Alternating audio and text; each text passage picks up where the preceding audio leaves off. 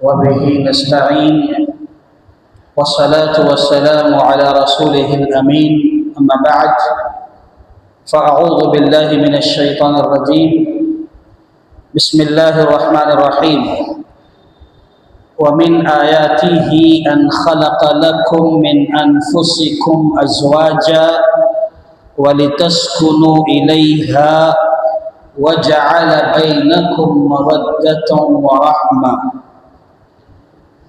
مصلیان گرامی، دوستوں اور ساتھیوں، اس وقت ہم اور آپ جن شب و روز سے گزر رہے ہیں، آپ دیکھ رہے ہیں کہ نکاح اور شادیوں کا ایک سلسلہ چل رہا ہے۔ ان دنوں چھٹیوں کے ایام میں عام طور پر شادی بیاہ کی محفلیں زیادہ منعقد ہوا کرتی ہیں، تو اسی مناسبت سے میں نے ایک آیت پڑھی ہے اور مختصر سی گفتگو انشاءاللہ آپ کے سامنے کرنی ہے۔ محترم دوستوں اور ساتھیوں، اللہ تبارک و تعالی نے قرآن مجید میں اور اللہ کے نبی محمد رسول اللہ صلی اللہ علیہ وسلم نے میاں بیوی کے رشتے ازدواج کو بڑی اہمیت دی ہے۔ آپ اس کا اندازہ اسی سے لگا لو کہ یہ نکاح کرنا، نکاح کے ذریعے رشتے وجود میں آنا، یہ اتنی عظیم بات ہے کہ اللہ تبارک و تعالی نے رشتے کے نام پر سب سے پہلا رشتہ جو بنایا یا پیدا کیا وہ میاں بیوی کا رشتہ ہے۔ جیسے کہ جنت میں اللہ تعالیٰ نے آدم علیہ السلام کو پیدا کرنے کے بعد عورت کے نام پر جو نسبت ہوتی ہے، ماں ہے، بہن ہے، بیٹی ہے، کوئی رشتہ بھی وجود میں نہیں آیا ہے۔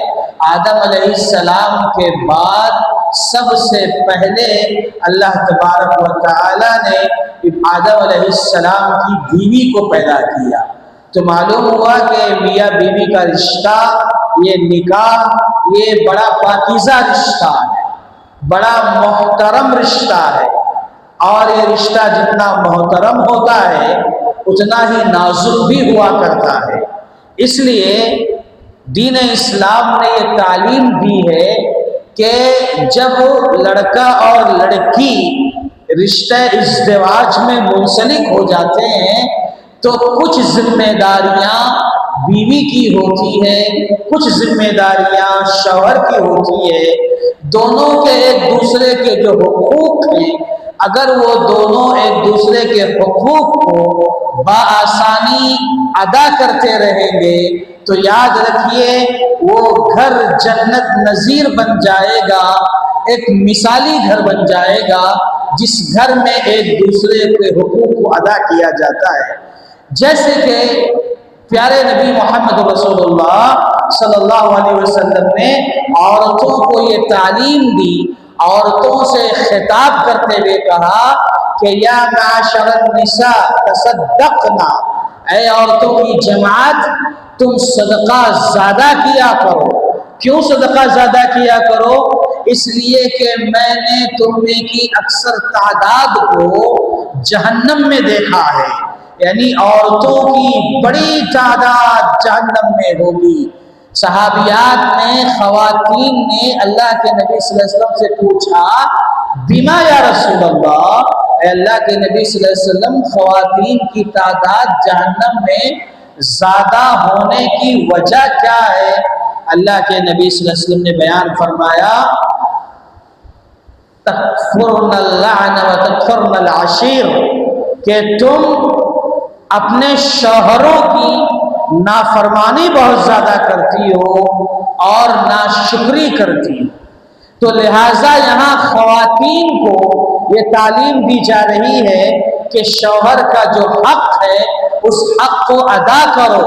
عام طور پر ہوتا یہی ہے کہ زندگی بھر شوہر اپنی بیوی کی خدمت میں لگا رہتا ہے، ہر ضرورت کو پورا کرتا ہے، زندگی میں کبھی ایک بار اگر کبھی کوئی ایسا واقعہ پیش آ گیا کہ جو شوہر پورا نہ کر سکا تو بیوی ایسی ہوتی ہے بعض دفعہ کہ پوری زندگی بھر کی خدمت پر پانی پھیرتے ہوئے کہتی ہے کہ میں نے پوری زندگی تم سے کوئی خیر نہیں دیکھا، جب سے تم سے شادی ہو کر آئی ہے تب سے تکلیف میں ہے۔ یہ آج کل کی عورتوں کا ایک انداز ہے۔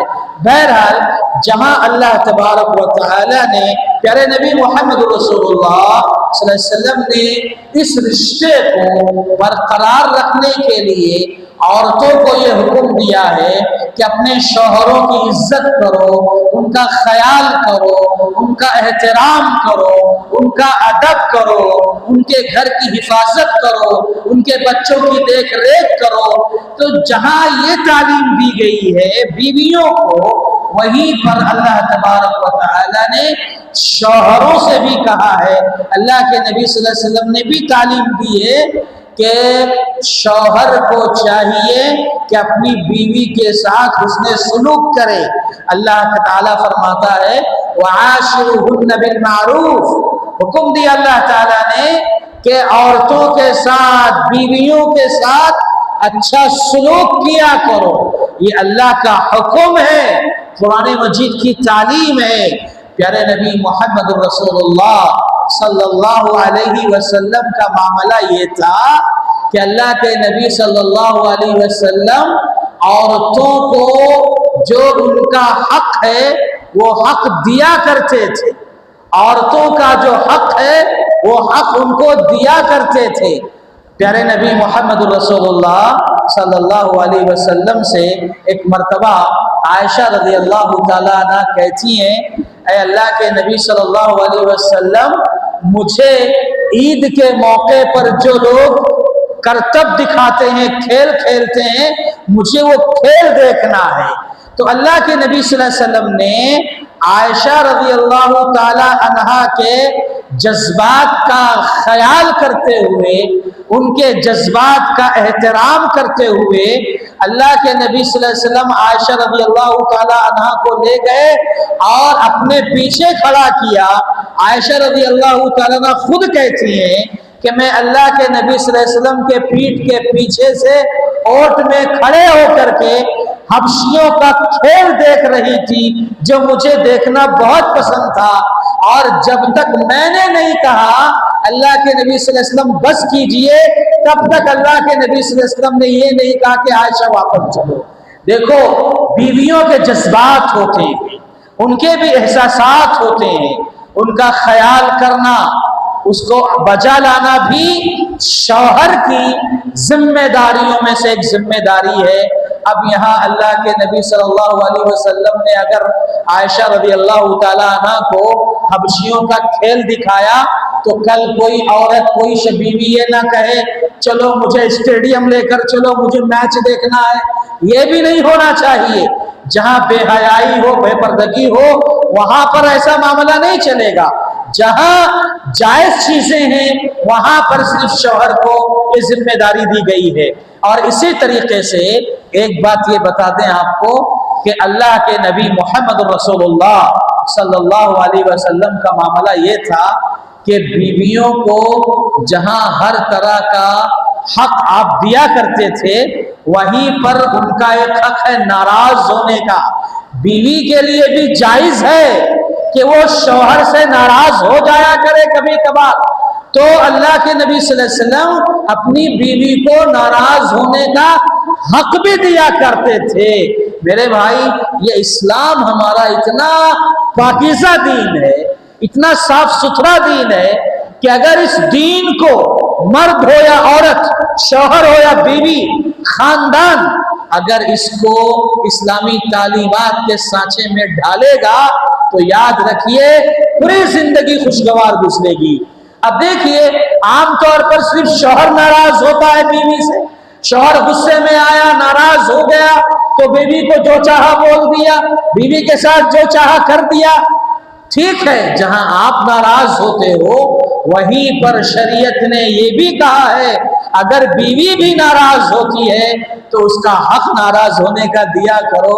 आप देखो, मिसाल दे दूं मैं आपको, अल्लाह के नबी मोहम्मद रसूलुल्लाह सल्लल्लाहु अलैहि वसल्लम एक मर्तबा आयशा रदी अल्लाह तआला अन्हा से कहते हैं, ऐ आयशा, जब तुम मुझसे खुश रहती हो तब भी मुझे पता चल जाता है, और जब तुम मुझसे नाराज रहती हो तब भी मुझे मालूम हो जाता है। आयशा रदी अल्लाह तआला ने पूछा, अल्लाह के नबी सल्लल्लाहु अलैहि वसल्लम, कैसे आपको पता चल जाता है कि मैं आपसे नाराज हूँ? देखो, यहाँ पर भी एक सबक है। बीवी शौहर से अगर नाराज है तो नाराजगी का मतलब ये भी नहीं होता है कि शौहर के हुक्म में कोताही कर दे। अल्लाह के नबी सल्लल्लाहु अलैहि वसल्लम ने कहा, और शौहर की भी जिम्मेदारी ये है कि बीवी अगर नाराज है, अगर कभी कोई मसला है, तो शौहर बाकायदा उस एहतराम के साथ उसका सपोर्ट करे, उसका साथ दे। जैसे कि अल्लाह के नबी सल्लल्लाहु अलैहि वसल्लम ने कहा, मुझे पता चल जाता है जब तुम मुझसे नाराज होती हो और खुश होती हो। तो आयशा रदी अल्लाह तआला ने पूछा, अल्लाह के नबी सल्लल्लाहु अलैहि वसल्लम, कैसे मालूम कर लेते हैं आप?